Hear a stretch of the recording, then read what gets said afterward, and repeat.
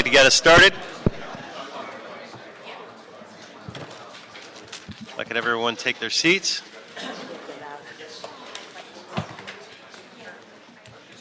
Good afternoon, everybody. Welcome to the Innovation Grants, Technology, Commerce, and Trade Committee. I'm joined by my colleagues, Councilwoman Martinez and Councilman Corian.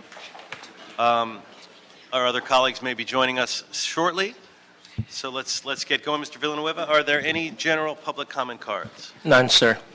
No public comment cards. Public comment is closed. Unless there's an objection from my colleagues, I'd like to take items 5 through 9 on consent. So moved. Moved, no objections? Okay, without objection, that is the order. And we will now move, let me double check, were there any cards on those items? None, sir. No cards on items 5 through 9. Great. So without objection, that is the order. Those items are approved on consent. And let the record reflect that Mr. Buscaino is here as well. So he can be counted toward that vote if he chooses. Count me in. All right. And now we'll move on to item number 1. Mr. Villanueva, are there any cards on this item? None, sir. No cards? Would you please read the item into the record? Certainly, sir. It's a Board of Airport Commissioners report relative to the lease with Jet Aviation Inc. for the use of Los Angeles World Airport's land and existing facilities at 16644 Roscoe Boulevard at Van Nuys Airport. Mr. Martin, if you'd like to begin. Yeah, Steve Martin, Los Angeles World Airports. This item is the byproduct of a long process to establish a new lease for this very prominent site at Van Nuys Airport. It started in 2012 with something that we worked through with the stakeholders called the Van Nuys Redevelopment Plan. This was identified as the #1 site for redevelopment on the airport. We've been through an RFQ and an RFP process. The successful proposer is a company called Jet Aviation, which is owned by General Dynamics. They would run a fixed-based operation, which is an aviation term for a fueling and repair station, but they'd also run a major maintenance, repair, and overhaul site for Gulfstream aircraft on the site.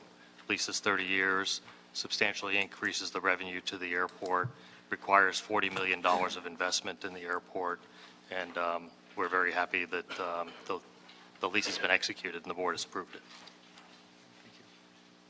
Ed. Yeah, Jim House, CAO's office. We reviewed the lease and the plan and basically recommend its approval. Well, this seems like a really exciting plan. I know that the job creation part of this is particularly exciting for those of us in the Valley, and certainly Martinez in her district.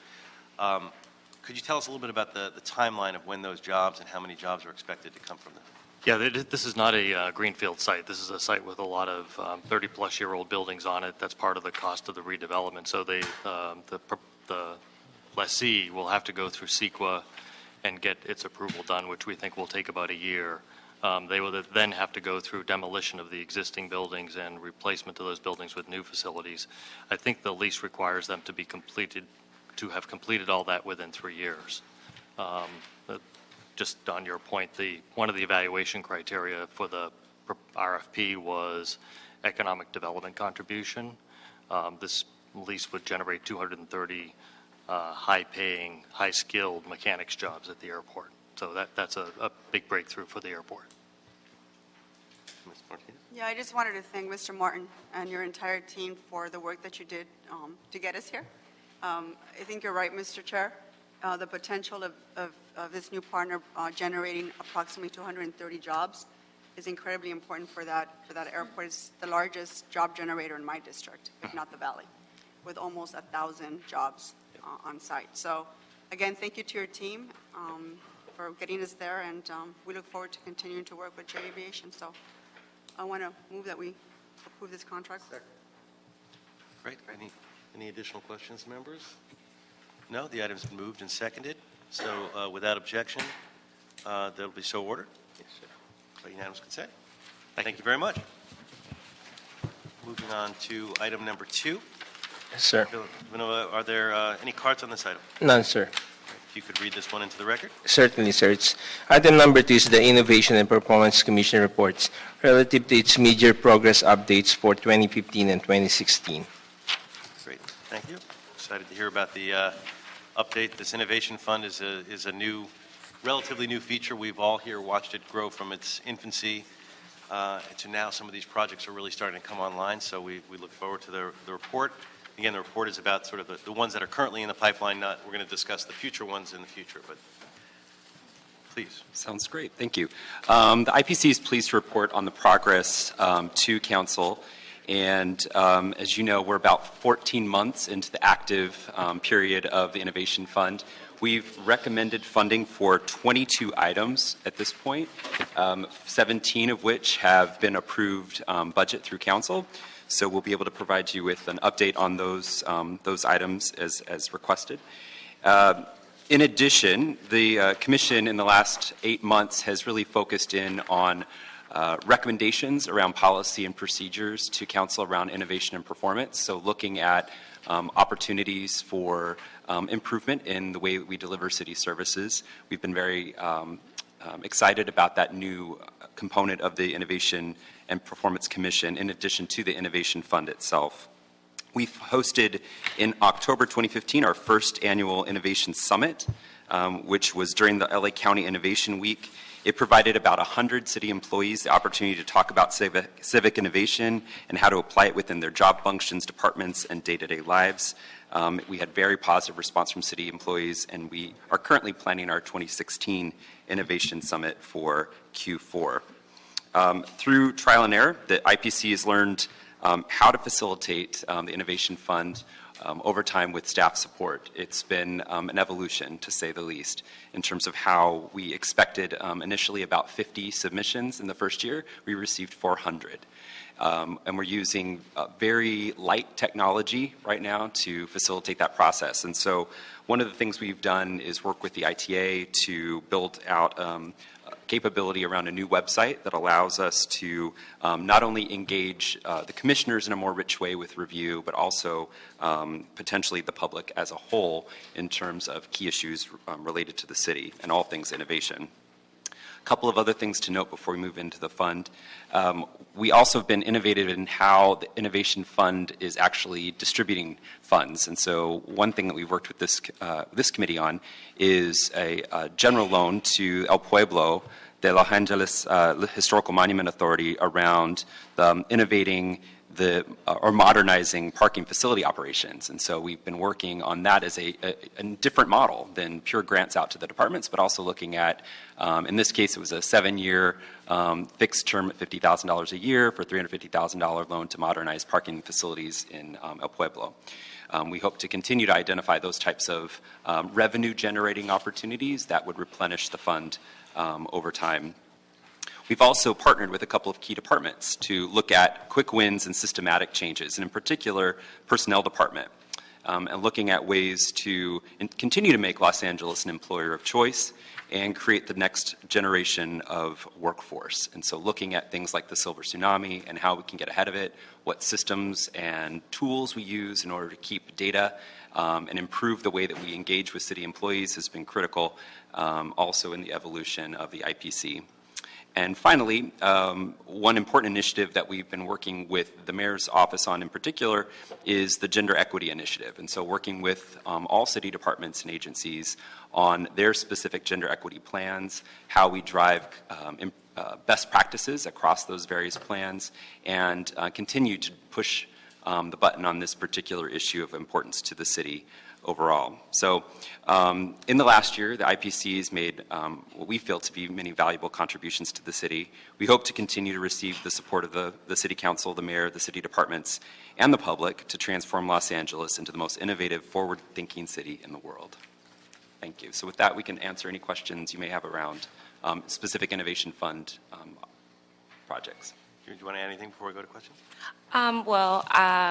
I'm Bianca Swan, Project Coordinator for the Innovation Performance Commission, and we do have updates around the Innovation Fund items that have been funded, and a more robust Innovation Fund pilot report will be transmitted to you all within the next month or so. That would give a more detailed account as far as how the Innovation Fund is working from its conception to now, and also more metrics and measurements around the Innovation Fund items that are funded. Let's start with a couple of questions. There's a DUN and an LAPD item that don't have updated reports. Have they given you an estimate of when those reports, or when you'll get the information for those updates?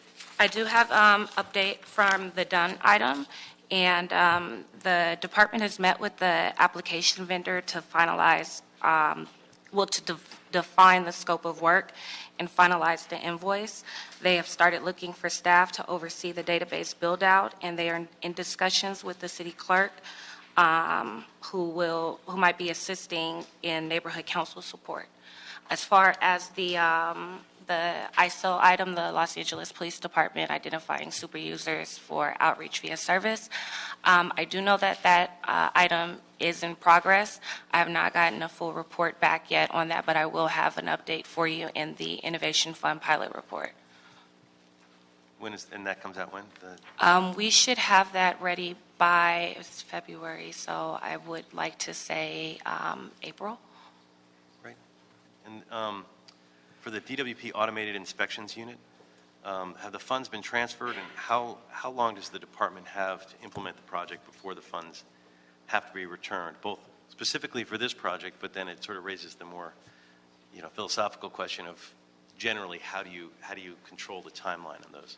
Well, that's something that we are definitely going to address in the report, because currently there isn't a groundwork for timelines. But that's something that we've noticed throughout the pilot period, that perhaps we should set parameters around that, and that we're working with the commission on defining what that looks like, because it's very important that departments that receive monies use the money and then actually implement the item that they were approved for. Because there's an opportunity cost. It's one thing if it's in the pipeline, but if it's sitting there and it could have been approved the next year or the year after, we could have had another project. In particular for that item with DWP, my understanding is it's just not moving forward, that they've been receiving instructions that we can't move forward with those particular automated units. So the discussion really is around sweeping the funds back into the Innovation Fund and how that would work, because Ms. Swan's correct, we don't have a process in place right now as part of the fund to collect the funds back into the corpus. And maybe, as you guys look into it, maybe there's a way to create a category where you sweep the funds back, but you don't, having gone through this process with them, you give them sort of a bonus point for if they come back around the next time around, that not all is lost from having gone through the process, but that the money doesn't sit there and get wasted. I'm sure you can come up with an innovative idea, because that's what you're all about. So Yes. Colin? I had a similar question. So if you've already awarded $1.16 million, Yes. Not counting the $100,000 for staff support, and there's 5 projects on the queue, so are you anticipating savings from any other projects that would help fund the 5 that are still in the queue, or how do you plan to fund those? We still have a balance within the current fund that we've been working, drawing down on for the current fiscal year. The 5 remaining projects that are on the queue, what is that total? The 5 remaining projects that have been recommended by the commission and are sitting before, we'll have to check on that. It would actually, it would be included in the 1.1. And also the 1.1 is total, including 2014 and 2015. So that amount would be 1.1 of $2 million. So there's the items that are in queue are around $700,000. I can provide an exact number at a later.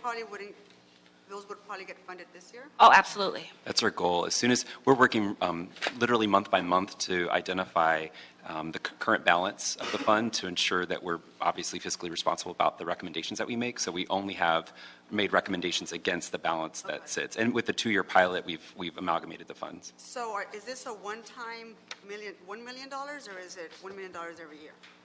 It has been, for the last 2 fiscal years, it's been approximately $1 million. I believe it was 1.11 year and then a replenishment of 900,000. So in total, $2 million for the 2 years.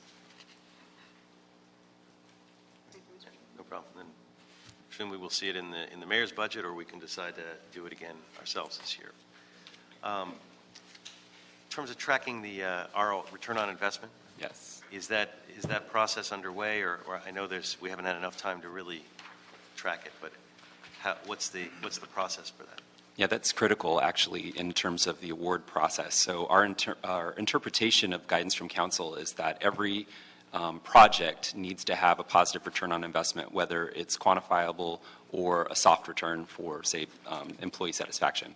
So we've been putting together, specific to each project, we have metrics on how we want to capture that return, because the intent is if we show a positive return on investment, so for example, one of our favorite projects, the Nurse Practitioner Response Unit, has shown, in fact, positive return on investment. And so the recommendation from our commission to the fire department is that's a scalable project at this point for the next fiscal budget. So our role in the awards process is to continuously review with the departments the success of the program with multiple metrics that we've established as part of the awards process. Great. It's absolutely an evolving process, I will say, however. It would be great to say that we had a quantifiable ROI on every submission. Difficult to do in some cases, but we are certainly working towards that, because we feel like as this fund is, it's not just a nice place to go if you need some extra budget within your department. It's a way for us to pilot and track and test opportunities for investment within the city to drive improvement in how we deliver services. And we absolutely are driving that conversation with the departments to provide us with the feedback so that we can make educated decisions on, we're constantly fine-tuning. So we want to make sure that we're, you always want to support a winning program, but the whole idea of a pilot program is that you experiment. And so our guess is that for those projects like the Nurse Practitioners Unit, Response Unit, that have very quickly shown their investment return, we want to do more of those types of projects. Great. Colleagues, additional questions? Thank you. I'll just add as a final note, I really appreciate the good and hard work that you and the Commission have been doing. Thank you. Volunteering time, not just to carry out this task, but to make the city better and more efficient and more metrics-based. It's been a great experience so far, and I know we're going to keep going with this with the Innovation Fund projects, and this is a good report. So thank you very much. Thank you. Thank you. So the recommendation is going to be note and file the February 11, 2016, June 12, 2015 CAO reports. Without objection, that is the order, and we'll move to item number 3. Yes, sir. Manuela? Item number 3 is an item continued from the meeting from February 2nd, 2016. It's a CAO report in response to fiscal year 2014-15 adopted budget recommendation relative to the resources required to create a centralized grants office within the office of the CAO. This item is also referred to the Budget and Finance Committee. We do not have any cards on this item. Great. Thank you. So we'll get an overview of the process that's used by the Department for Competitive Grants. I'm going to invite Monica Walters from EWDD to the table, Lily Fung from the CAO's office. This is colleagues, this is part of the process. We've taken on grants in this committee to look at, as the President asked us to do, and we're taking on little bits of it each committee hearing to try to ultimately find a holistic way to make sure that we're maximizing the grant potential for this city. So today is another step in the department in this process to look at a department that often does these competitive grants and to see how you do it and to get your advice on the overall picture of how we do grants as a city. So with that, I'll turn it over to you. Thank you. Good afternoon. My name is Monica Walters. I'm the Resource Development Manager with the Economic and Workforce Development Department. Jaime Pacheco Orozco with the Economic Workforce Development Department. I'm the Division Chief for Workforce Development. Camilla Fong, Office of the CAO. Okay, so to give you an indication of how we search for our procurement process how we procure grants for the department. One of the ways, the process that we engage is any grant that would either support or enhance the department's existing programs or any new program that would be funded that's consistent with the department's missions. Now, the department has two sides of the house, economic and the economic development side and the workforce development side. So, again, as long as it was in concert with the mission of the board for the workforce development side or any economic development activities, we would pursue those. The way that we notify the department is through our search through eCivis or grants.gov. eCivis includes federal and foundation grants. Grants.gov only federal grants. Internally, we pursue a process indicating to the general manager through the AGM, the respective AGM, whether we believe that that particular opportunity would enhance the department's existing system or programs, and then from that determination, the GM would either allow us to pursue that opportunity and we would continue further exploration of the opportunity and move forward with potential partners. She's saying it starts with staff looking over the website basically, and then picking a few, and then bringing it to the GM. Does the council have to? One of the concerns we heard last time was that sometimes the council, there's more bureaucracy than need be, that the council has to approve even the going after of a grant. Is that not the case with these grants? So the department is essentially grant funded. We receive very little general funds to operate the grant, and the programs are primarily funded through federal grants, state grants, and local grants.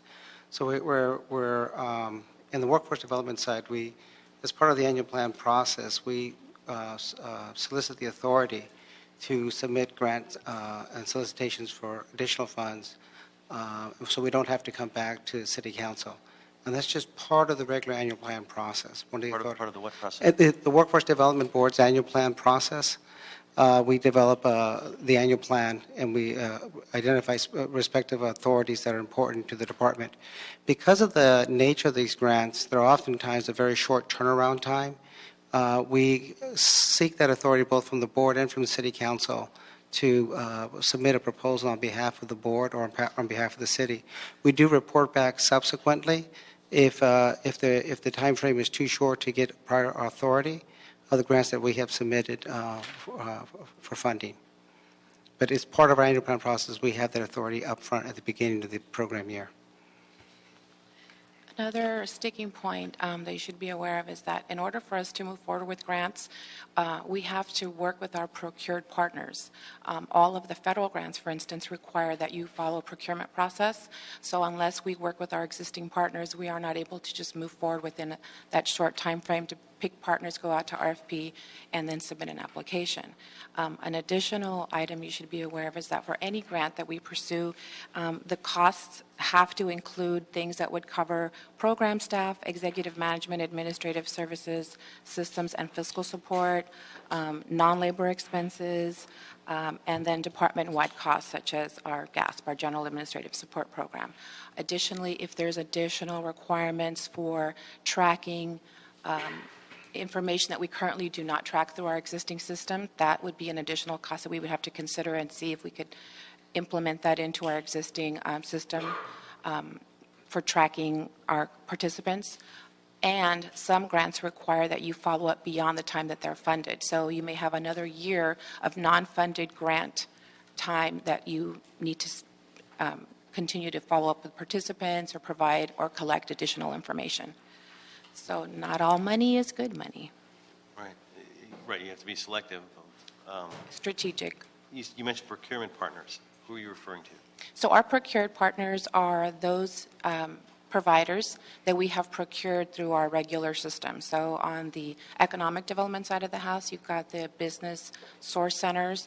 On the workforce development side of the house, you've got the work source centers and the youth source centers. So they're the ones actually applying? We apply. Right. Typically, we apply as the lead. They actually implement the program. There are times where we apply as a partner, maybe for the Los Angeles Community College District or the Los Angeles Unified School District, or even another nonprofit partner such as USC, where we apply as a partner, not as a lead, and kind of have to follow those same rules. But particularly when we apply as a lead, we have to work with our procured partners unless there is some kind of exception that can be justified to use a single source. Sole source provider, sorry. You need to use a sole source provider for the grant. Correct. If it's, for instance, an evaluation component that's required by the grant, that has to be a third-party evaluation provider. And when you do the grant, this process of evaluating and then applying for, through the GM, is that all tracked? Like if I wanted to see the decisions that happen, so is there a spreadsheet or something where I could look at and see, these are the grants we decided not to apply for, these are the reasons why, these are the ones that the GM said we should do, these are the ones the GM said we shouldn't? Yes. Is that spreadsheet available? I'd like to see that. Yes, we can make it available to you. We identify on the worksheet, we identify which grants that we serve as the lead. We also identify which grants we're partnered up, and then we identify which grants that we decided not to pursue. And those that were awarded as well. And we indicate which ones were awarded, the status of those solicitations. So we can make that available to this committee. Maybe a question for the CAO's office is this is a different model than we heard last meeting about grants. Is this a model you think that can be applied more universally to other departments? In terms of the way we apply? The way we apply, and it certainly is I don't know, better or worse, but it certainly is more efficient in terms of they don't have the extra layers to go through in terms of applying for the grants. Right, which, a lot of departments don't. They have to wait and get authority from council in order to apply. And then in their case, they get that at the beginning of their plan year. So it does cut out a big step for them by not having to. Is there a reason why that model doesn't apply to other departments or couldn't apply to other departments if we so chose? The city's grants ordinance, which is in the administrative code, requires that departments seek authority to apply.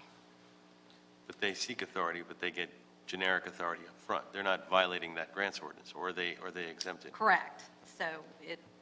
So the question is, could their model of seeking authority in advance and being able to apply that through the process be applied to other departments? And if not, why not? Yes, I think so. There's no reason why, but in most cases, So why doesn't it happen? I mean, we got complaints last time about having to go through this process, and here we have a department that doesn't have to go through that process. Why? Well, I think in most cases you find departments, they find that they run out of time, and so they end up doing it afterwards anyway. So they're technically not following the grants ordinance. So they'll often do it maybe even as late as when they are notified of an award, that you'll have a transmittal that'll come forward and it'll say, we're notifying you that we applied, and by the way, we did get the grant award, and now we're asking for authority to also accept the grant award. So they'll combine it. I think there is value in having a coordinated grants application process. We're very specific in terms of what types of grants that we can solicit. So on the workforce development side, it is workforce development, workforce-related educational grants.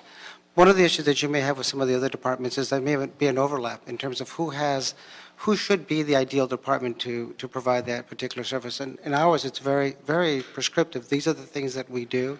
It makes it easier for us to solicit the grants. One of the things that we do is that we do reach out to other city departments to let them know that we are applying. Rec and Parks, for example, would be a department that might also submit a proposal, and we coordinate that. So there is some value in having that notice in advance.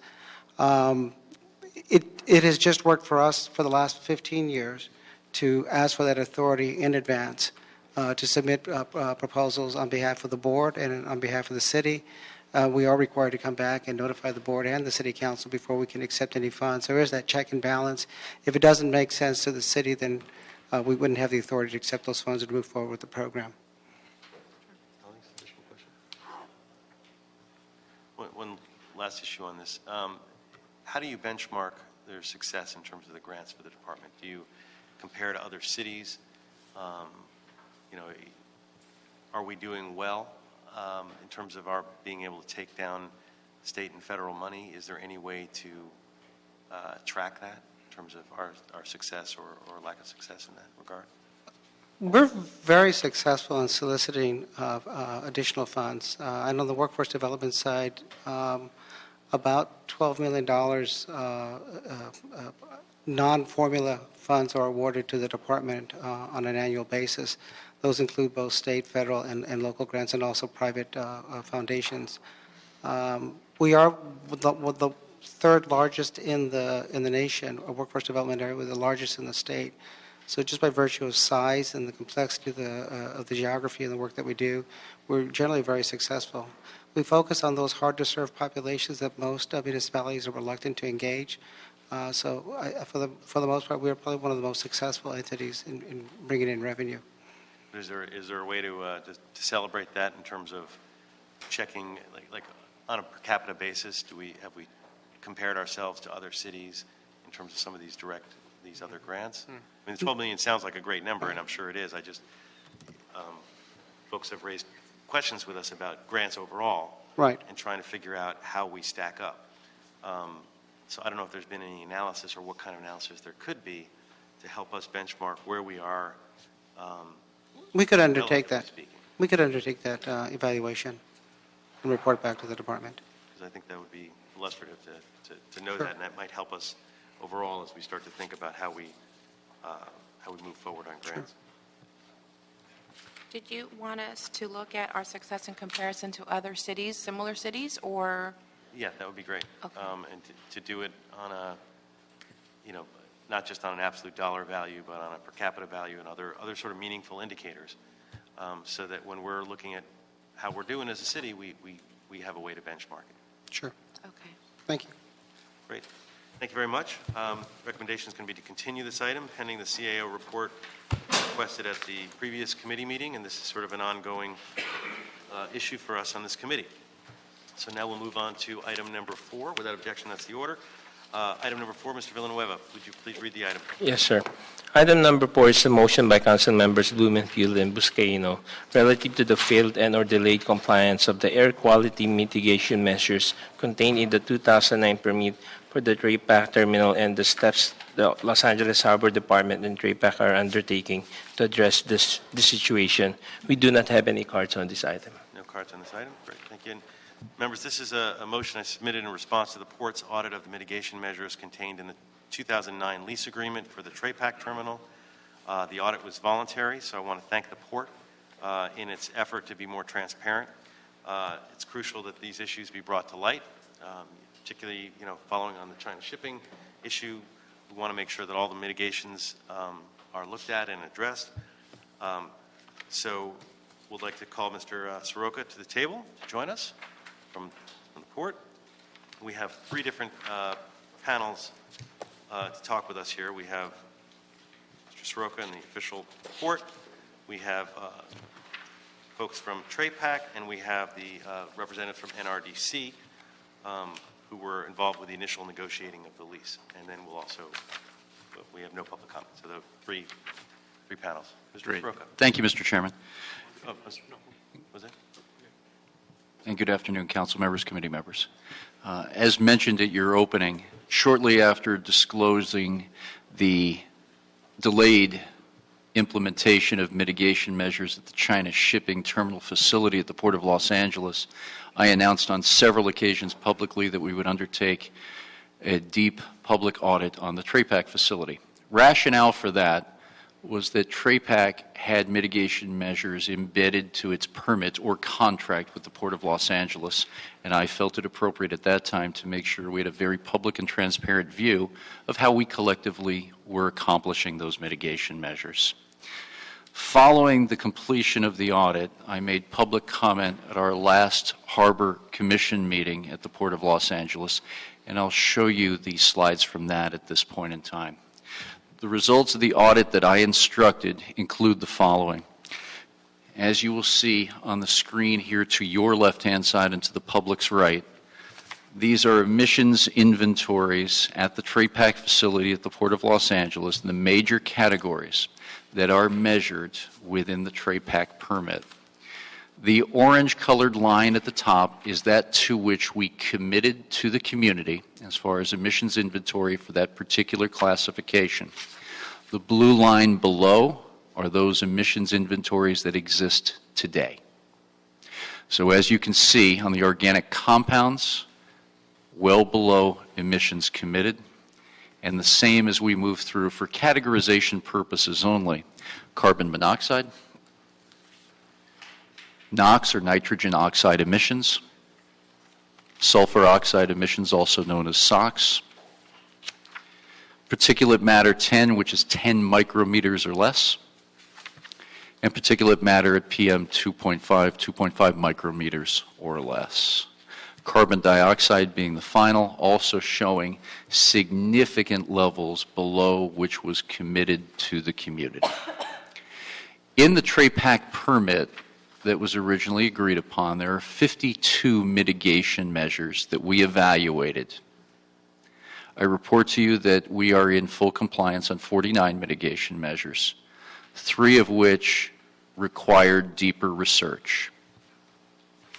One is of traffic consideration at the corner of Alameda and Avalon in Wilmington, which required the addition of a right-hand turn lane and a widening of the intersection by 8 feet. The turn lane is in place. The Harbor Department has given the Bureau of Engineering $8 million to widen the access at that intersection. Through Los Angeles' own Department of Transportation, levels of service evaluations have shown no appreciable increase in traffic at that intersection, but we do understand that the Bureau of Engineering is continuing with its look and implementation of that widening by 8 feet. Next, you will see the first of 2 air quality mitigation measures that required that further research. The first is on alternative marine power, where we plug into the ship and allow for it to turn off its auxiliary engines. The first mitigation measure of compliance was put into place for calendar year 2013. You'll notice in year 2012, without mitigation measure, the TRAPAC facility vessels that called its location amped, as we call it in the terminology, at more than 50%. In year 2013, due to ongoing construction and modernization at the terminal and often dislocation with DWP's power supply for the alternative marine product, TRAPAC dipped to below the level required in the permit. As you can see, 25% of the hours in port at berth were required to be amped, and only 10% of the available hours per ship call were plugged into the alternative grid.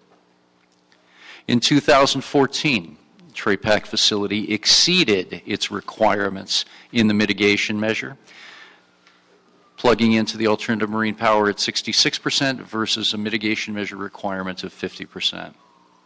And in 2015, due to continued construction and visitors using chartered vessels that were not AMP capable in Southern California, the requirement of 80% was not met, with only 53% of the vessels calling being plugged into the alternative grid. You'll also notice a small percentage that was used for what we call the bonnet system. That is another alternative source of emissions removal by simply placing a bonnet over the emission stack on the vessel. Although not certified during calendar year 2015 by the California Air Resources Board, TRAPAC was instrumental in providing the testing protocol data to CARB in Sacramento for its eventual certification at the end of 2015. In addition, I have received notification from TRAPAC that due to the reasons I've just explained, the AMP mitigation measure was not met in full during calendar year 2015, but that our customer tenant has every intention of being compliant during calendar year 2016 and beyond. The second mitigation measure that required further research was the cargo handling equipment inside the fence at the facility. It is required by the permit to have Tier 4 or better equipment inside the fence. What you see to your left-hand side are the number of total pieces of equipment those that are Tier 4 or better, and those that have not made it yet to Tier 4 standards of emissions. In the permit, 2 specific milestone dates were mentioned for checkpoints, calendar year 2015 and calendar year 2013. As you will see, going on a graduated scale, there has been improvement of those number in total of the Tier 4 or better equipment on-side and inside the fence, and through the customer tenant tray pack in year 2016 based on purchase orders of Tier 4 or better equipment, you'll see that they will be committed to 100% compliance. So with emissions levels much better than had been anticipated or committed to the Harbor Enclave's community, and a line of sight on 2 specific mitigation measures that will be fulfilled in calendar year 2016, I bring you to my final slide. And this is the work that the stakeholders around the harbor area community, the supply chain and adjacencies have accomplished since the first implementation of the Clean Air Action Plan in 2005.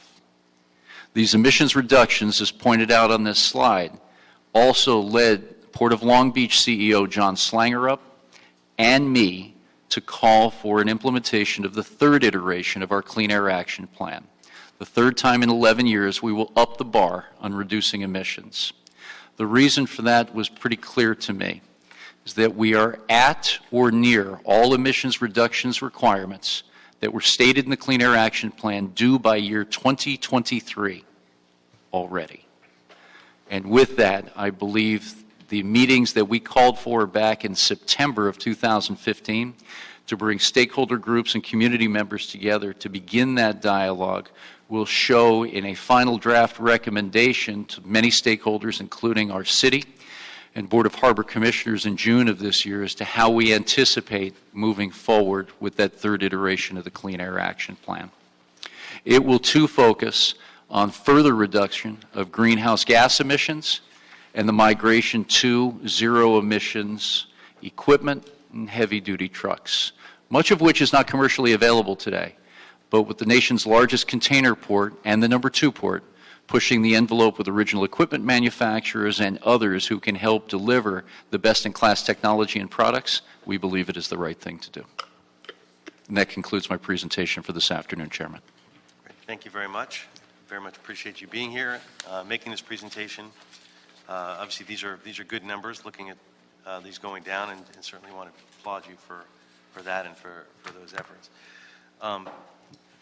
What led us to today's hearing, however, was the fact that 2 of those items were not met, and that caused concern, although these numbers are all good, both in the community and the newspapers elsewhere, because there's nothing more important than the health of our community. Yes. And the folks who live near the port, and we always want to be cognizant of that and make sure that we're doing everything we can. So if you could sort of help us understand the sequence of how we got to where we are, starting with what led you to do the audit of TRAPAC. Well, originally, and taking just a step back in time, Mr. Chairman, as I came to the point of all the deep research that I explained to you last time I sit before the committee, is that once we disclosed the delayed mitigation implementation with respect to China shipping, I noticed through my research that the other permit in the harbor, which had mitigation measures written into its contract, was TRAPAC. And I thought it was appropriate at that time to show the public, and as a level of transparency heightening, other interested parties exactly where we stood and for what we needed to improve. And was that when did you become aware that the mitigation measures were not hitting their target? That's part of an ongoing reporting basis between the customer and myself. I also wanted to release the full disclosure of the audit once totally complete. And as I mentioned just now, there are 52 mitigation measures that required myself and others within the department and advisors that we have to look deeply into each and every one of them. As I mentioned also, we have a letter on file from TRAPAC dated the 16th of November, I believe it is, stating that based on the mathematics remaining of the number of vessels due through the balance of the calendar year, and the amped and bonnet coverage that had been placed on the alternative marine power, we would come up short collectively by the end of December. So is it safe to say, just trying to unpack the timeline? So November 16th is sort of when you were made aware that hey, they're not going to make this deadline. And I knew earlier than that as I began my research. I looked at the numbers and driven off the specific key process indicators and metrics, and just using that mathematics of how many vessel calls would be remaining in the end of the year. That's why I began that deeper research section that I alluded to on the 3 mitigation measures. So there were items that I wanted to dig into deeper. That's correct. And to your credit, you dug into them and you did the audit and you brought that forward, and that's what we like. We like to see that. Concerns have been raised, and NRDC raised some of this, and they're going to come up later about the transparency of the process, knowing when that information is available, having that be publicly known as soon as possible. Right. Is there a way that you think that could happen? That could happen faster? Yes.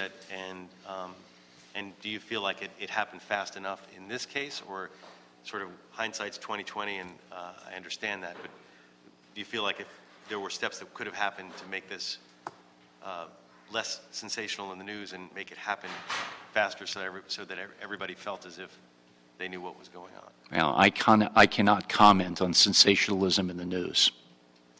What I can comment on is that this audit revealed a number of takeaways for me and the department. Transparency is paramount, and that's what we've heard from the stakeholder groups, the elected and appointed officials, and other interested industry observers. I have gone on record publicly saying that we will begin posting information by the end of this first quarter. We have real-time information around our vessels that come in that plug into the alternative marine power. In fact, I can report to you this afternoon that during the month of January at the TRAPAC facility, they had 8 vessel calls. 7 plugged directly into the AMP, and the 8th had the bonnet system attached to it. So 100% of the vessels that called this particular terminal in the month of January were plugged into alternative sources of emissions control and reduction. There are also mitigation measures associated with this particular permit, 52 to be specific, as well as in the China shipping permit that you all know we are working on through the supplemental EIR process that can be also posted to our website so the interested parties can view and keep up with the progress. Those are the 3 areas that I think are going to be most meaningful as we begin this process and look for feedback from the stakeholder groups on how early and often that information is to be available, ensuring that it's vetted, appropriate, and accurate once it goes out to the public domain, and that we have a line of sight to specific milestone dates that it will be available so the public knows when to look, review, research, and then offer feedback. And that is a step forward that I think has really been created by this process of dialogue and our own research. Bruce Gannon. Thank you, Mr. Chairman. Thank you, Mr. Soroka, for coming before us. This last slide is pretty impressive. If you see an increase of container volume, but also a reduction of emissions. And unfortunately, we're here talking about some of the measures that have yet to be met at TRAPAC. You came before us with China shipping, and the good news, kind of doing this disservice on the good news that the port has done and the measures that they've taken in the overall reduction of emissions. And if you look at this last slide, which is pretty impressive, you owe this, as you mentioned, this success to all of our stakeholders. I see here longshore workers. I see also here terminal operators, also advocates for the environment who are here, the port. What I'm not too pleased about is what I'm hearing in the community, the distrust between the community and the port. And we need to find a way to address that, share the good news that's happening, even more so as we prepare for the AQMP. As an AQMD board member, this is on the radar of my colleagues on the governing board of the AQMD as well. Are there any other audits that we should be aware of mitigation measures that are required in lease agreements of other terminal operators? Or is this kind of the end of what to expect here? Well, that's a very good question. What we're looking at every day is what I term as continuous improvement. We look at emissions reductions in the future, and not only does it come with the newer and greater possibilities around technology, but also operational efficiencies. And as you referenced our longshore labor men and women, the less touches to a container means less emissions. And the more fluidity we can bring to the conveyance process, the supply chain, that too will have a positive impact on emissions reductions. I will continue to work tirelessly in my job as executive director at the port to ensure that we are looking at all opportunities for improvement, as well as making sure we're keeping up with the replication of best practices that we can learn from others. Yeah, appreciate that. And I know, Gene, you've been on the forefront of this, you and your team here. In light of what's happening with utility, the gas company out in the valley, what assurances can you put in place with the community that you talk about real-time information that's going to be posted by the end of this quarter? Yeah, I'll explain a couple of things, yes. And again, I felt that along with the advice of staff, folks who I respect for advisory purposes, as well as the stakeholders in this wide-reaching supply chain community, getting more information out than we have thus far is something that seems to be pretty much of consensus among those cross-section of groups. So to begin with, if we can look at real-time information such as alternative marine power, as soon as we have the results of a ship berthing alongside of one of our terminals and being plugged into that AMP power, collating the data, making sure it's scrubbed and accurate, we can post that on our website. With respect to vessel speed reduction, which was also brought first to the industry here in Southern California, we have a requirement to slow down at the 20 nautical mile entrance and the 40 nautical mile entrance. That information is delivered to the Marine Exchange in San Pedro, and I believe we can push that to our website relatively swiftly as well. On the mitigation measures, they'll be a little bit more elongated, but at least they will be out in the public's reach in a much more easily accessed fashion than digging into a long permit or contract. So putting up on this wide-looking spreadsheet that we've been evaluating, the 52 mitigation measures for TRAPAC and the 52 for China shipping, so the public can evaluate our progress, will also be very important. And maybe through our stakeholder group meetings, we'll have recommendations from others to say that we need additional information or categorize it in a unique way that's now based on some of our thought process and discussion. We'll be very open to that. I appreciate that. Your stakeholder meetings, I understand you're meeting, ongoing meetings with neighborhood council leaders. Yes. I know our local congresswoman is asking for bringing back PCAC, asking for a third-party review. If you look at some of our departments that have had some challenges in the past, the police department, DWP, we have Inspector General, we have the ratepayer advocate. What are your thoughts on a creation of an independent investigative position to serve as the same role as we've seen in the police department and also with the DWP? Now, I'll leave that to others to opine, but what I have stated publicly is that I'd like to surround myself with experts, those earth scientists, those who have special and unique credentials to help raise the bar on what we're trying to do, not only from a day-to-day aspect, but as we move into that third iteration of the Clean Air Action Plan and what we can do to reduce greenhouse gas emissions, bring in zero emissions technology, and supply chain efficiencies. I advocate for that. Colleagues, we have here a general manager who has embraced some of these challenges that are brought before him. I don't know if you were planning on, when you signed up for this, Gene, that you're going to take on a number of challenges, including the overruns at TRAPAC and now some of the environmental issues. But you've been honest in the forefront for me and my team and this council. I appreciate the ongoing dialogue and look forward to continuing this exchange. And most importantly, when you have an entity, you have a department that's doing so well, you have some distrust coupled with the distrust in the community. I think it's a shame, and we need to counter that by sharing the good news that's happening at the port. The port is an incredible complex. Port complex has an awesome responsibility as a job generator, amazing economic engine, not only for the city, but this entire region. So looking forward to continuing to partner with you. Thank you. Thank you. Echo that. A lot of the issues that we're facing now were sown by your predecessors and by actions and decisions that were made in the past that Chief General Manager have to deal with, and we appreciate your forthright in working with us and partnering with us Yes. to try to deal with those.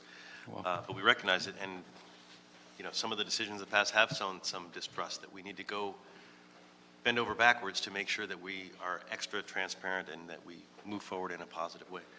Colleagues? Corey? Thank you very much, Mr. Chairman. And Mr. Soroka, I want to just echo those thoughts and actually even maybe say that you've done more than be open with the public. You've gone beyond what anyone else was aware of, dug in, and exposed things that were going on in the port that you found that people might not have otherwise been aware of, which is exactly the kind of leadership I think that we need. And to Mr. Buscaino's point, that's the sort of thing that rebuilds trust with a community. And so I want to really applaud you for that. And these numbers are remarkable, particularly given the fact that we've seen an increase in container volume. That's very, very impressive over the last decade. I do want to ask you a few kind of specific questions on the presentation, just to make sure that I'm understanding it correctly, too, because you look at greenhouse gases being down 18% over that last decade.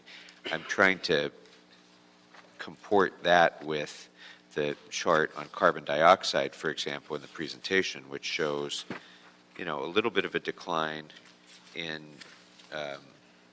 the first year, 2008 to 2009, but it's been pretty much flat over the last 5 years. So I know that carbon dioxide is not the only greenhouse gas, but it's the principal one. Yes. And if it's been essentially flat for the last 6 years, how was that 18% reduction realized? Was that in the previous period? So the earliest part, 2005 to 2008, a very steep decline, and then we're maintaining since then? Councilmember, you may recall that on the final sheet that I showed you that represents the Clean Air Action Plan's phases 1 and 2 during the past 10 years, that represents the port-wide emissions attainment levels. What you see on the line graph are that for this particular terminal. This is TRAPAC specifically. Okay. Yes.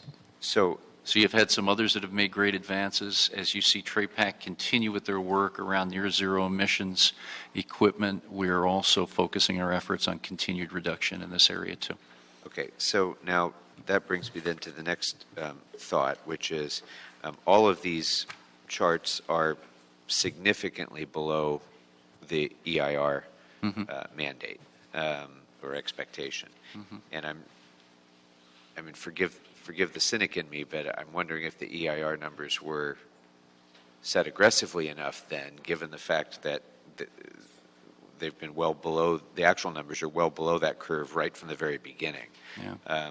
So that's thought number one. And then thought number two, again, with a number of these VOCs, carbon monoxide, carbon dioxide, NOx, really been essentially flat since 2009.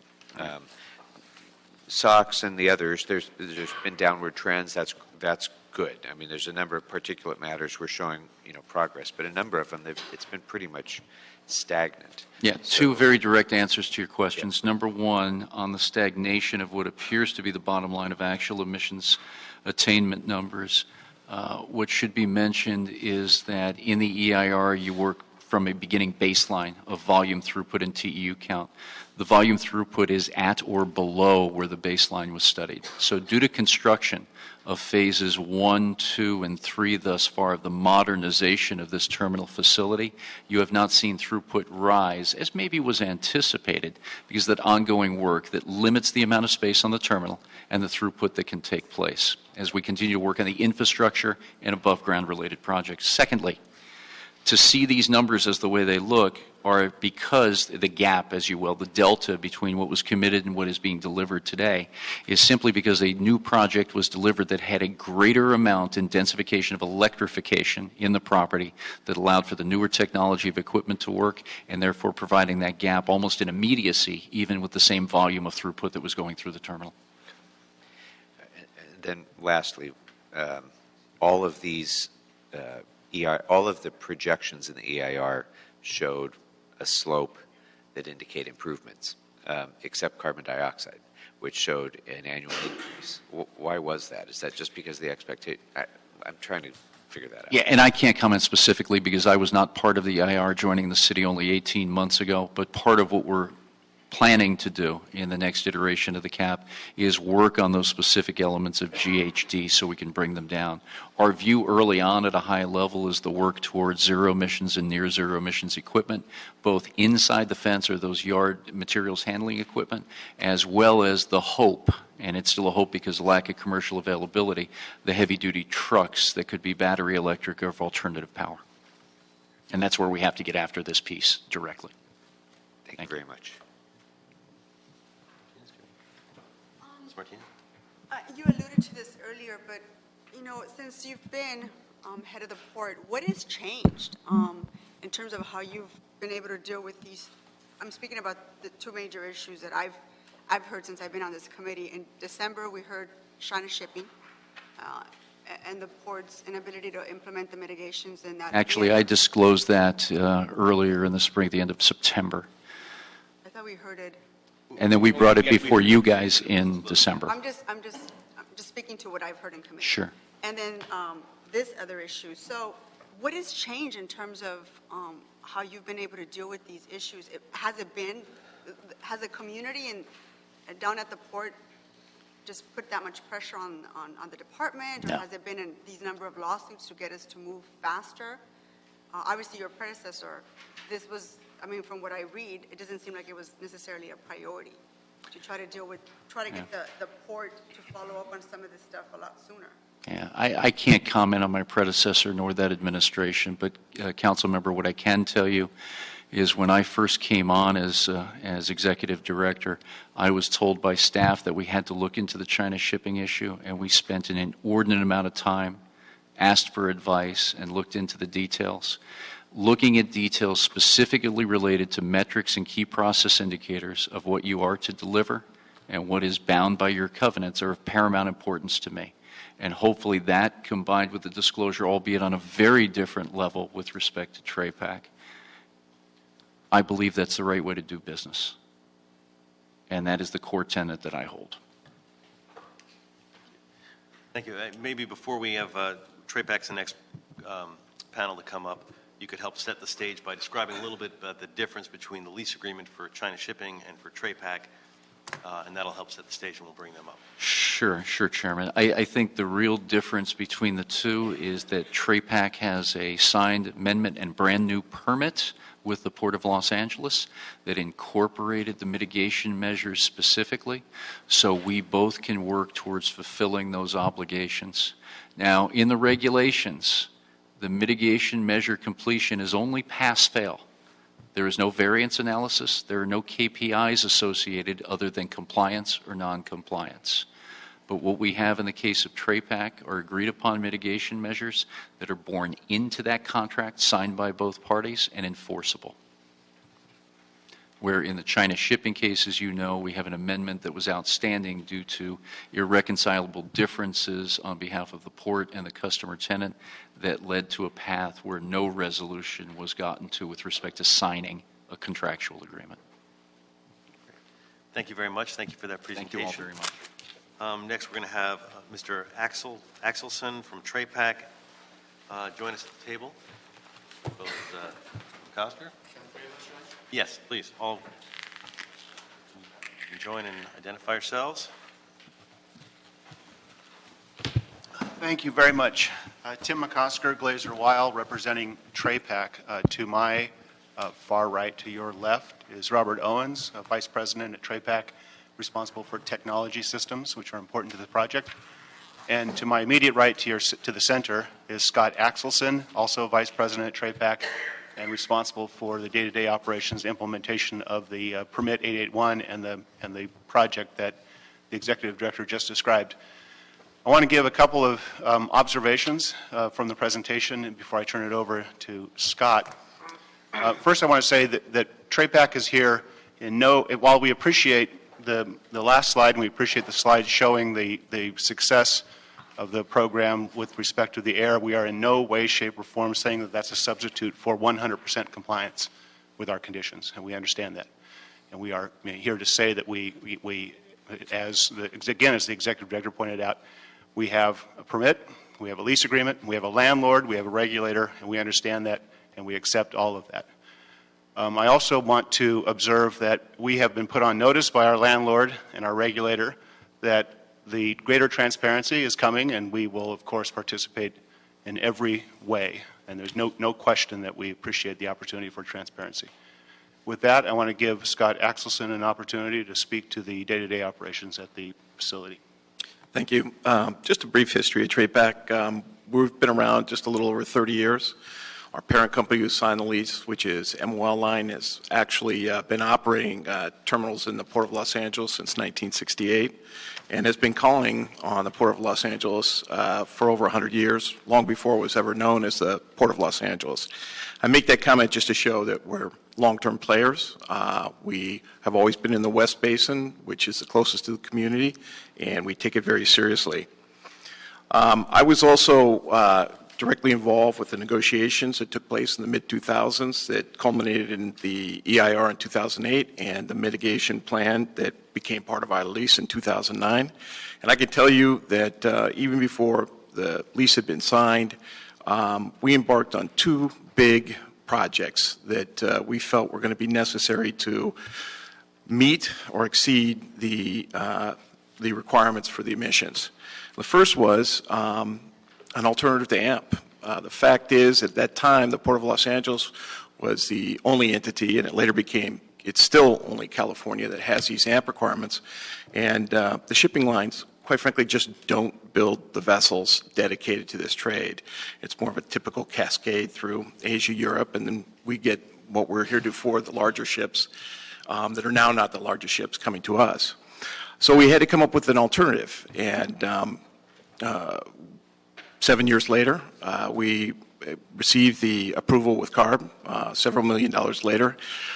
Then we had to go through more brief negotiations with our client lines, one of which the Port of Los Angeles really helped us on. The client line actually owns their own terminal in the Port of Long Beach and was more than happy just to bring it over to the Port of Long Beach, to their own terminal. And we convinced them through coverage on liability and cost to get them to use the bonnet. And like Gene just mentioned, we have since November been 100% compliant on either amping or using this so-called bonnet technology on every vessel. Basically, as far as the transparency goes, it's reported by the port staff on a weekly basis. And if we miss plugging in a vessel, they will contact us and ask us if we use the bonnet on that. We provide them documentation thereafter. The second big initiative was what was known as the automation, but could be probably described as electrification. We knew the industry was going to what we call ground more containers, leading to the diesel technology of RTGs or top handlers or side handlers. And we made a big commitment to electrify all of our container handling yard stacking equipment, including those on the on-dock rail. So that brings us basically here. I can only say that we ran out of a little bit of time. CARB took a lot longer to convince, and it took us a little bit longer for the construction and the automation and electrification to kick in, but we are and will be fully compliant. And earlier, Gene showed a slide of 30 of the 135 pieces of diesel equipment that we have in our so-called rolling stock. And even though 30 are non-compliant, the electrification of the cranes has eliminated 9 out of 10 of the RTGs and greatly reduced a lot of the other rolling stock that was non-compliant. But I can confirm that we will either get rid of that equipment through automation, or we'll have the latest and greatest technology on it by the end of this year. Thank you. Thank you. Anything to add before we? Just here to answer questions if you have any specific questions. Could I just say that while we want to explain some of the circumstances with that presentation, we want to reiterate and underscore that the responsibility is entirely ours, and that we've been working diligently to meet all of the conditions, and we continue to work diligently. And to respond, Mr. Chairman, to one of your questions, especially with when you have to meet a percentage threshold, you reach a point in the year where it becomes obvious that you have a deficit. And the port, we reported, the port reviewed our information. The port was very diligent in pressing on us and has used its leverage as a landlord and as a regulator to tell us that we are going to comply, which we will, which you just heard from Mr. Axelson. I'll also just want to underscore something that the executive director described. The mitigation monitoring program and all the mitigation measures are incorporated into the lease, and the arm of your government, the port, is exercising its full authority to hold us in compliance, and we will get there. Thank you. And on the last points that you're making in terms of help me understand the timeline. At what point did TRAPAC, did you realize that you were not going to meet the mitigation measures? And then at that point, how long was it before you reported it to the port? And what was that process? Well, again, and I'll let Scott respond more fully, but it's an ongoing reporting process. The information is shared back and forth. So bits of the information come in to both sides, and then we provide a fuller report in the late summer, typically on the compliance. And so it was probably in the late summer of this past year where it became obvious, and then we continued on with discussions with the port telling us that we were going to comply, and us describing what the circumstances were and how we were going to comply. So more specific, like we see in 2013, 41 out of the 100 handling equipment was not Tier 4 at that point. So in 2013, did you know that, and was it reported to the port? Yes. We hope to eliminate the need for those through the electrification process. And on things like damping, like I said, the port knows basically week by week that they send out their crews to plug in. Essentially, we get that data from them week by week. And like I said, they'll call us very soon after. It was just that it became apparent to all in the summer that we were not going to make this year's AMP. In the summer of this year. But according to this document here, I guess you didn't actually make the requirement in 2011, 12, 13, 14, 15, or 16. But you will do it in 16. So presumably in 2011 and 2012, you knew that you weren't making it. Well, some of that was the engines that were required in those early years didn't exist. Not for top handlers and side handlers and RTGs. I can tell you on the RTGs, since we've mothballed them and we're going to bring 4 of them out of mothball and send them to our Oakland terminal, that we had to go have lengthy negotiations with Cummins, the equipment manufacturer, and to this day, 3 or 4 months after we concluded it, we still haven't received those engines. And I'm not putting a value on the reasoning. I'm just trying to get to the sort of the question of sort of when you knew and when you were able to tell the port. So in 2011, 2012, you knew that you didn't have 100% compliance. And is that correct? That's correct.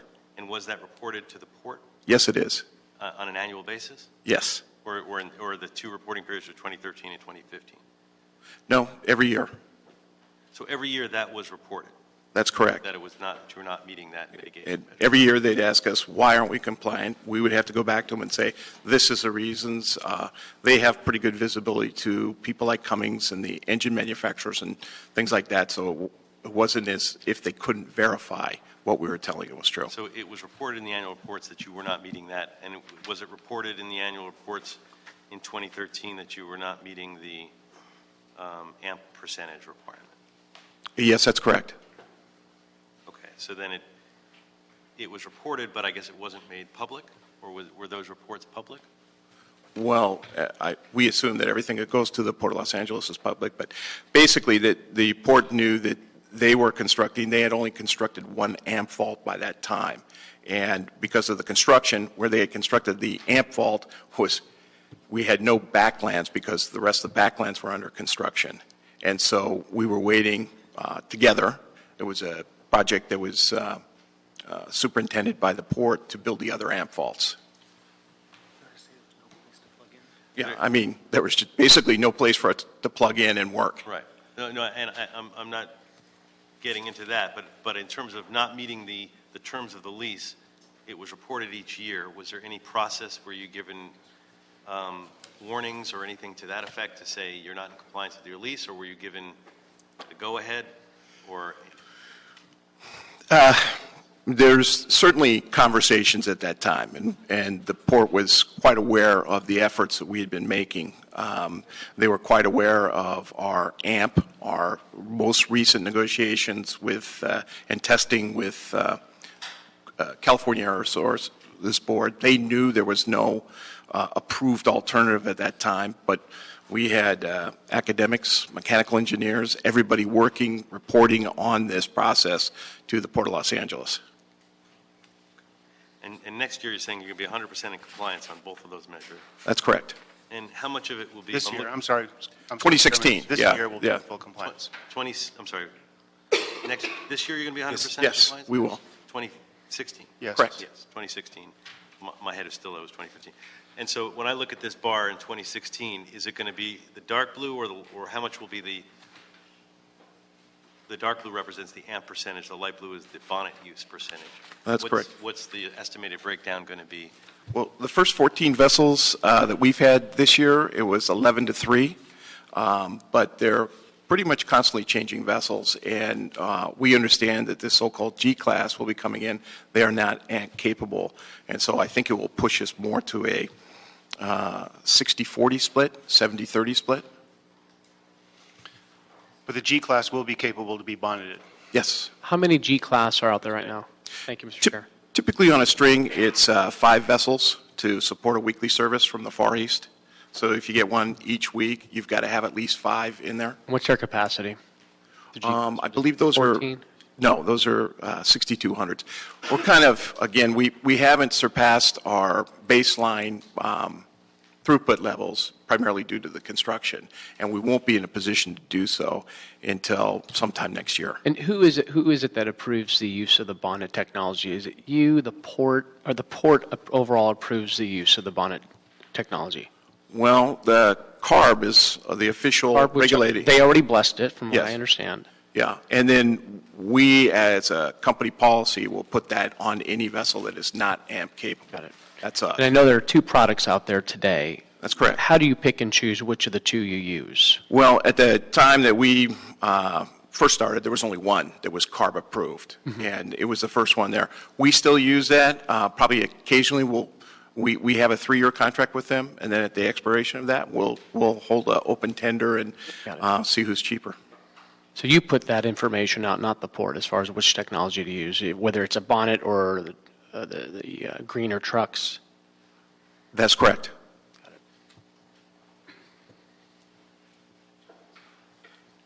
Colleagues, any additional questions for our TRAPAC representatives? How is the automation happening? How is it going today? What's the status of the automation there at TRAPAC?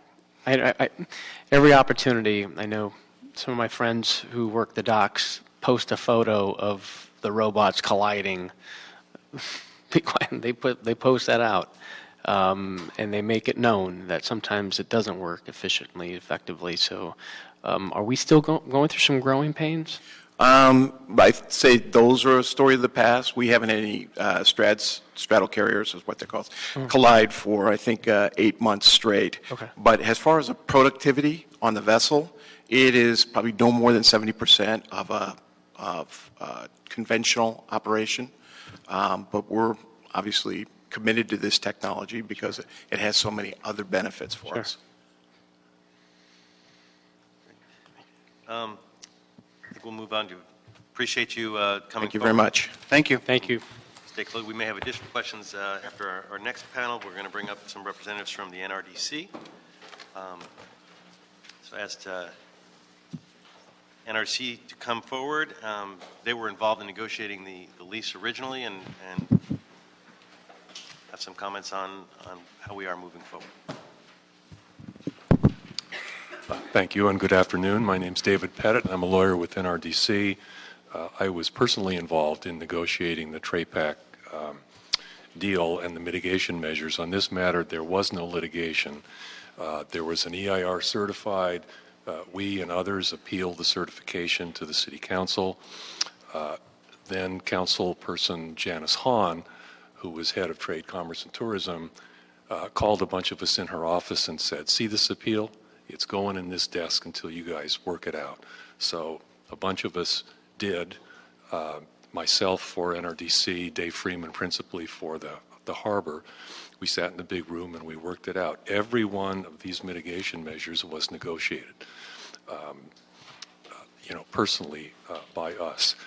And I think when you hear testimony like you just heard, where the tenant, and TRAPAC appears to be a good and responsible tenant, unlike, say, China Shipping, when the tenant makes reports year after year, we didn't meet the bar, and that material doesn't go public, I think that's one of the reasons why people in the community are upset with what's going on at the port.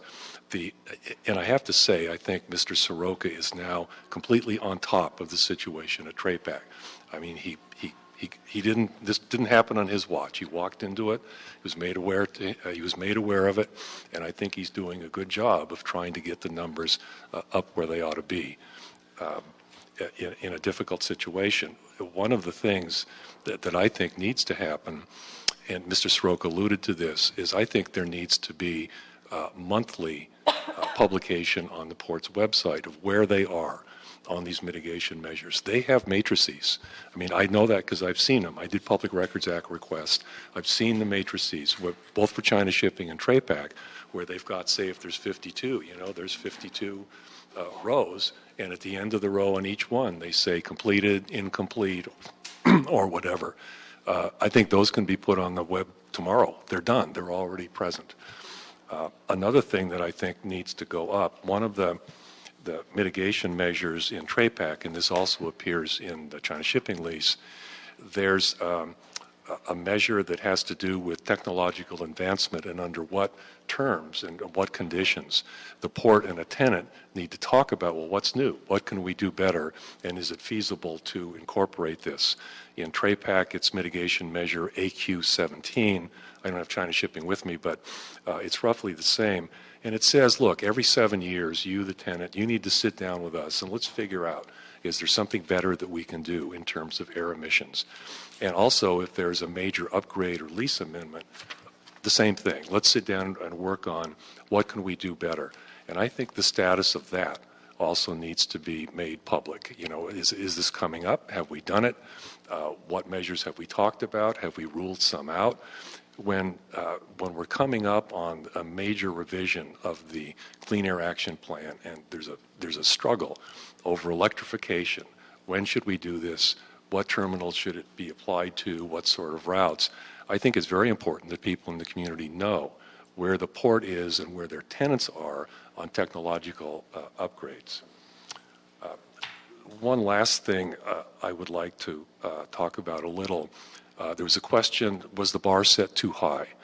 And I think the answer is yes, it was set way too high. And the reason was, I mean, I was there. The reason was at that point, the port personnel believed that trade growth was on a steep upward climb. And so they calculated the emissions as though we were going to see, 10% growth year after year after year.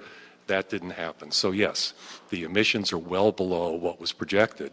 Some of that is due to the not growth in trade, and some of it is due legitimately to the mitigation measures that have been imposed. The ship fuel rules, the clean truck program, and the like. In summary on TRAPAC, I think we're in much better situation than we are on a going forward basis in China shipping. I'm confident that these problems will get fixed in 2016. But like in China shipping, there have been some good governance issues exposed by what happened in TRAPAC, and I think the solutions to that are more public availability of data, monthly reports on the port's website. Here's where we are. Here's what we still need to do. Thank you. Thank you. In your opinion, or NRDC's opinion as well, the failure to meet the 2 of the 52, or the 3 of the 52 measures, has that resulted in environmental damage in any way? I mean, we see the positive overall sum numbers, and if so, is there a way to quantify that? Yes and yes. I believe that there has been environmental damage.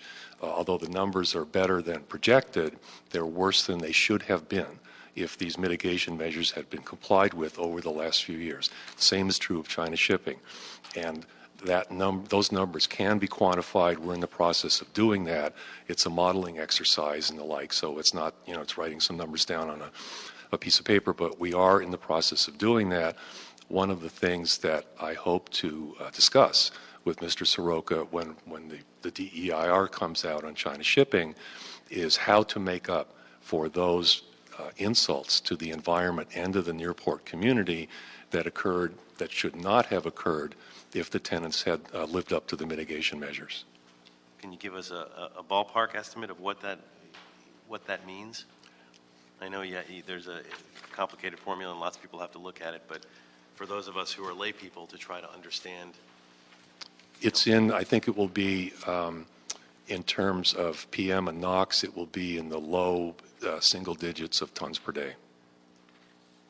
Low and single digits of tons per day? Yes. And how does that stack up to what we're doing? Is it a small percentage? Well, an increment that small, I think, is not going to have a huge effect on public health. I mean, it's not good, but it's not going to have a huge effect. As Councilmember Piscino knows, every ton of NOx is important to the South Coast because of what they need to do later this year. So, I mean, this whole mess, both China shipping and to a small extent TRAPAC, are tied in with what's happening at the district and the AQMP, and this is looking a bit ahead, but whatever the district is going to send up to ARB that they need to sign off on, it's all, to me, it's all the same piece. So there are local health effects, both in the sense of NOx, which is an ozone precursor, and particulate matter, which is the stuff you breathe, soot, and it never comes back out. There are local health effects, and there may be a region-wide effect when the Air District later this year tells CARB, well, here's how we're going to meet the ozone rule. If they don't have the NOx reductions that they had planned, that's a problem.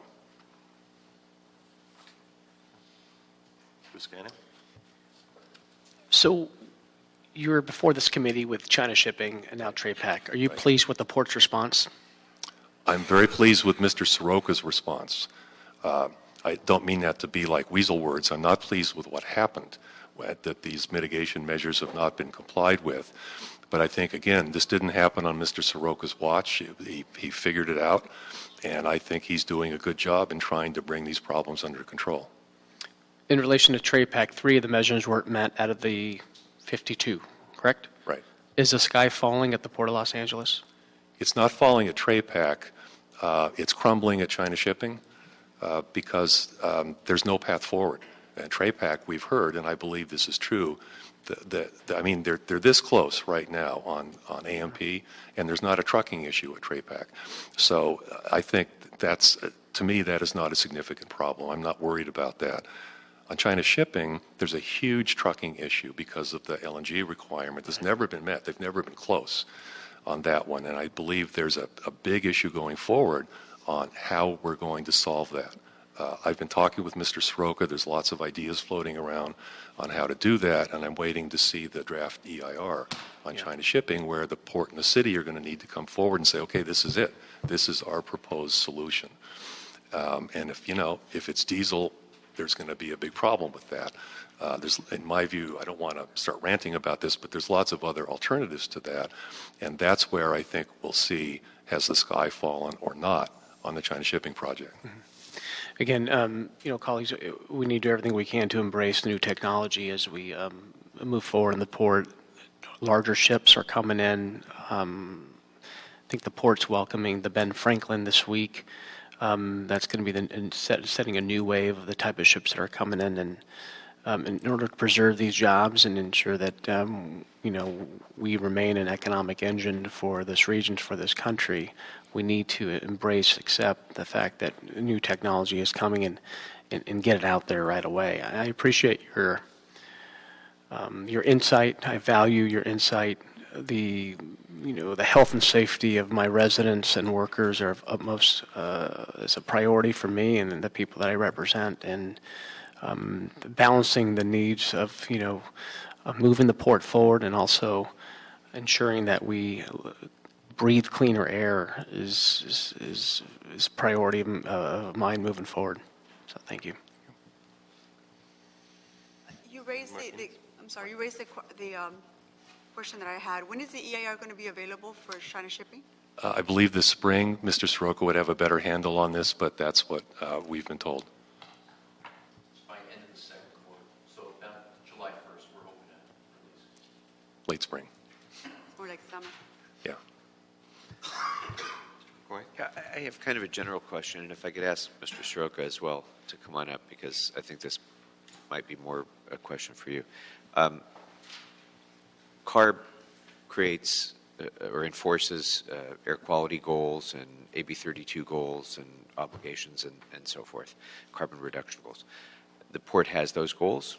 They're mandatory, and there are penalties that will be imposed, presumably, if the port fails to meet its obligations. Is that right?